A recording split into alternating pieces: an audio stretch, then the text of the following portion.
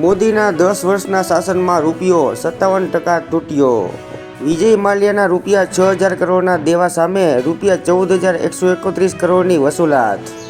ભાજપ મહિલા સાંસદની અધ્યક્ષ ધનખડને પત્ર લખી ફરિયાદ। રાહુલ ગાંધીએ મારી એકદમ પાસે આવીને ગેરવર્તણૂક કરી, ફાંગનોન। ગુજરાતમાં શિયાળામાં તાવના કેસો ઘટ્યા, હૃદય સંબંધી રોગો યથાવત। 108ને થતાં ઇમરજન્સી કોલમાં 9%નો ઘટાડો। વોટ્સએપ ટેલિગ્રામ એપ્લિકેશનમાંથી ગેરકાયદેસર આયુષ્યમાન કાર્ડ કૌભાંડ ચલાવતી ગ્રુપની કડી મળી આવી। અદાણી અને આંબેડકરના મુદ્દે દેશમાં ભાજપ વિરુદ્ધ અભિયાન ચલાવીશું, ભાજપ પર દેશનું ધ્યાન ભટકાવવાનો રાહુલ ગાંધીનો આક્ષેપ। ડિગ્રી વગર દર્દીઓની જિંદગી જોખમાય તે રીતે સારવાર।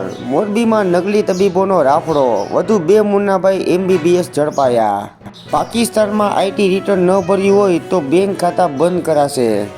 અજય દેવગનની દે દે પ્યાર દે 2 6 મહિના પાછી ઠેલાઈ। આગામી માર્ચને બદલે હવે છેક નવેમ્બરમાં રિલીઝ કરાશે। ડમી વિદ્યાર્થીઓને શોધવા CBSEની 29 શાળાઓમાં ઓચિંતી તપાસ। ભારત અને પાકિસ્તાનની ટીમ T20ના ત્રિકોણીય જંગમાં રમશે।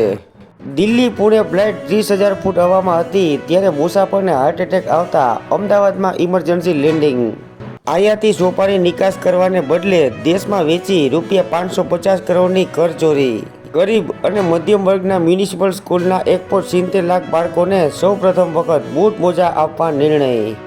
ઓનલાઈન કપડાં ધોવાનું લિક્વિડ 800 મિલી ઓછું આવતા કંપનીને રૂપિયા 28,000નો દંડ।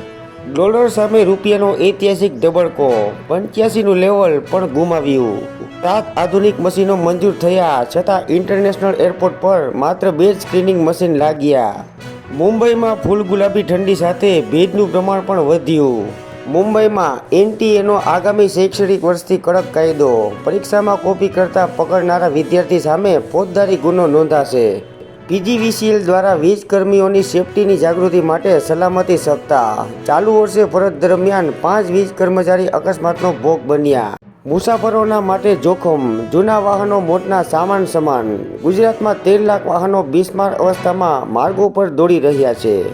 અમદાવાદની અસારવા સિવિલ હોસ્પિટલનું રૂપિયા 840 કરોડના ખર્ચે નવીનીકરણ કરાશે। મારુતિ સુઝુકીએ પ્રથમ વખત 20 લાખ વાહનોનું વાર્ષિક ઉત્પાદન કર્યું। આજે રાજ્યના 200 જેટલા વકીલ મંડળોની પ્રતિષ્ઠાભરી ચૂંટણી।